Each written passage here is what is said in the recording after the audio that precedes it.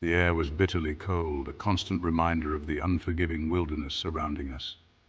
A desolate landscape stretched before our eyes, a frozen wasteland sculpted by centuries of relentless blizzards. We were in Alaska, on the trail of a chilling legend, a story of three souls lost to the ice. Their cries, they said, could be heard on the wind, whispers of torment echoing through the frozen void. Our breath formed icy clouds dissipating into the oppressive silence. The only sounds were the crunch of our boots on the frozen ground and the distant howl of the wind. As the sun began its descent, casting long, eerie shadows across the snow, a palpable sense of dread settled over us. We were not alone. The locals called it the Glacier of Lost Souls, a place where the living seldom dared to tread. Legend had it that the glacier held the spirits of those who had perished within its icy grip. As we ventured deeper into the heart of the glacier, a sense of unease crept upon us. The silence was broken only by the unsettling groan of the ancient ice.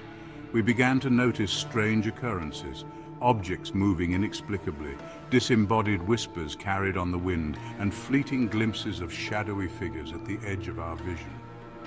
The temperature plummeted, and the air grew heavy with a palpable sense of dread. Our hearts pounded in our chests as we realized the truth in the legend. We were surrounded by the frozen ghosts. Our first encounter was with the Lady of the Frozen Lake. It was a cold, silent evening, the kind that makes you feel the chill deep in your bones. The lake, frozen solid, stretched out before us like a vast, icy mirror, reflecting the dim, overcast sky. Legend told of a beautiful young woman betrayed by her lover and left to die on the frozen lake. Her story was one of heartbreak and betrayal, a tale passed down through generations, whispered around campfires and in hushed tones. They said she was once full of life and love, her laughter echoing through the valleys until that fateful night. Her anguished cries were said to echo across the ice, forever searching for her lost love. The locals believed that on certain nights when the moon was full and the air was still, you could hear her wails carried by the wind, a haunting melody of sorrow and longing. As we approached the lake, the air grew heavy with sorrow. It was as if the very atmosphere was imbued with her grief, a palpable sadness that weighed down on us. The trees around the lake stood silent and still, their branches heavy with frost, as if mourning with her. The temperature dropped sharply, and a thick fog rolled in, obscuring the world around us. The mist was so dense that it seemed to swallow everything in its path, leaving us in a world of white and gray.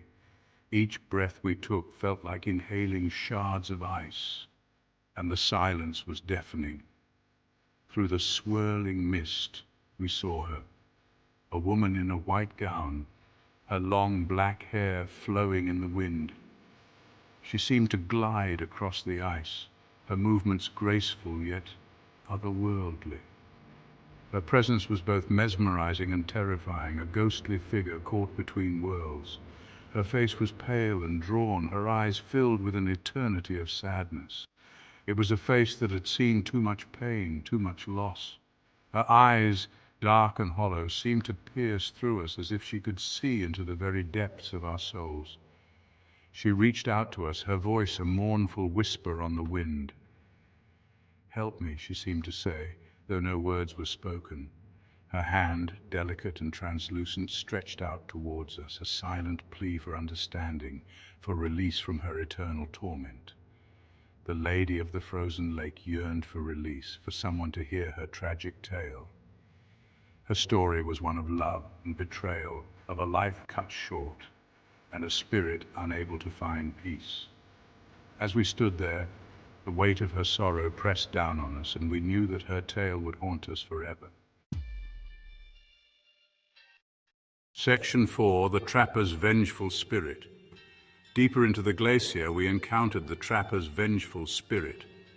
The air grew colder and an unsettling silence enveloped us, broken only by the distant howling of the wind. He had been a solitary man, they said, driven mad by the unforgiving wilderness. The isolation gnawed at his sanity, and the relentless cold became his only companion. When a blizzard trapped him in his cabin, he froze to death, his rage and despair seeping into the very ice itself. The storm raged for days, and with each passing hour his hope dwindled until it was extinguished completely. His presence was marked by a sudden shift in the atmosphere, a wave of icy rage that sent shivers down our spines. It was as if the glacier itself was alive, pulsating with his anger and sorrow. We stumbled upon his cabin, half buried in the snow. The structure was barely recognizable, a ghostly relic of a life long lost to the elements. Inside we found his remains, frozen solid, a look of pure hatred etched on his face.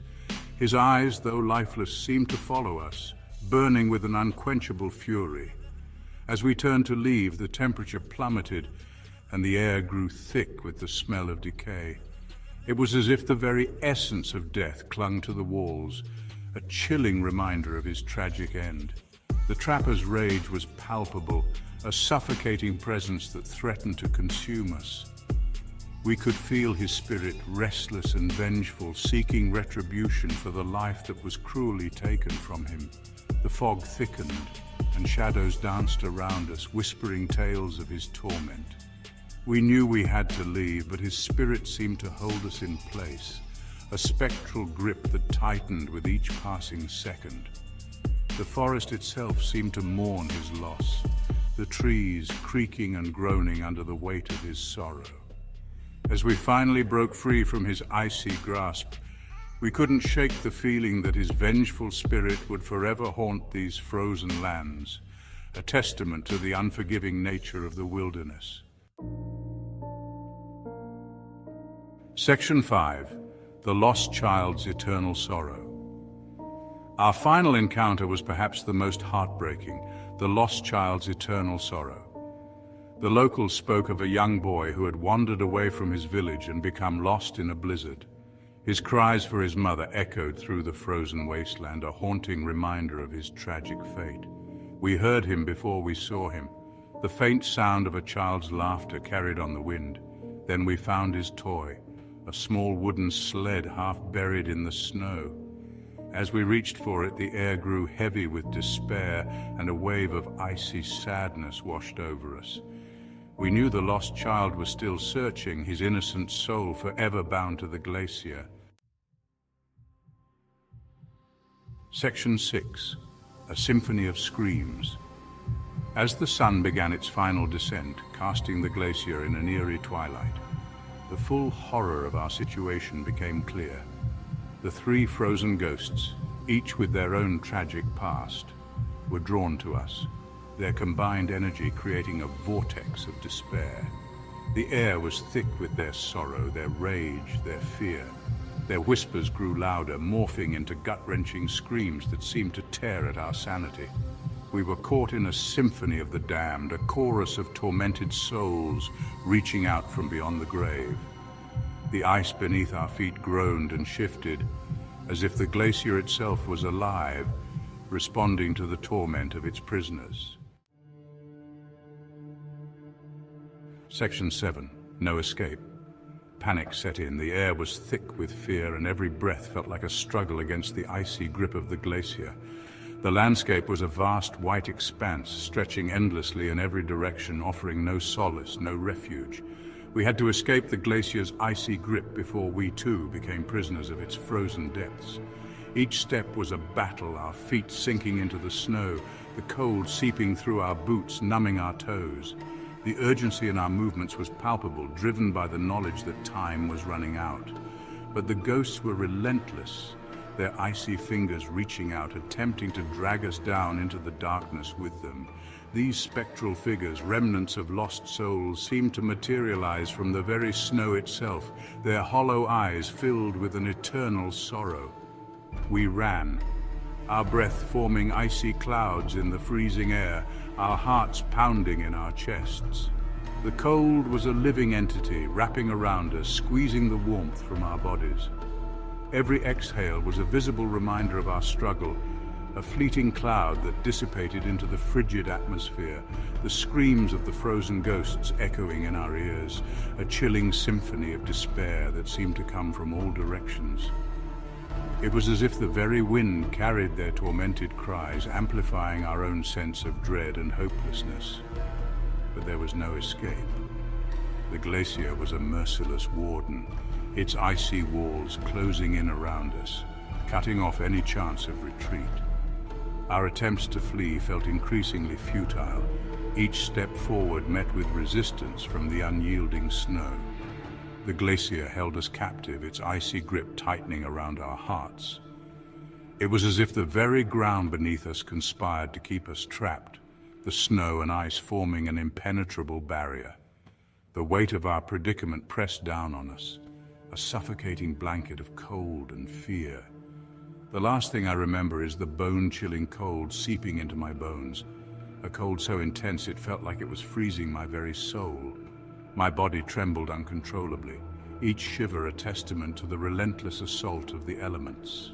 The feeling of my own breath catching in my throat, each inhale a struggle against the freezing air. It was as if the cold was trying to steal the very breath from my lungs, leaving me gasping and desperate. And the horrifying realization that we were not alone. The presence of the ghosts was undeniable, their spectral forms a constant reminder of the fate that awaited us. Their eyes, filled with a haunting emptiness, seemed to bore into our very souls. We were surrounded by the frozen ghosts, their tormented souls reaching out, claiming us as their own. Their touch was like ice, a chilling reminder of the inescapable fate that awaited us. In that moment we knew that the glacier had claimed us, and there was truly no escape.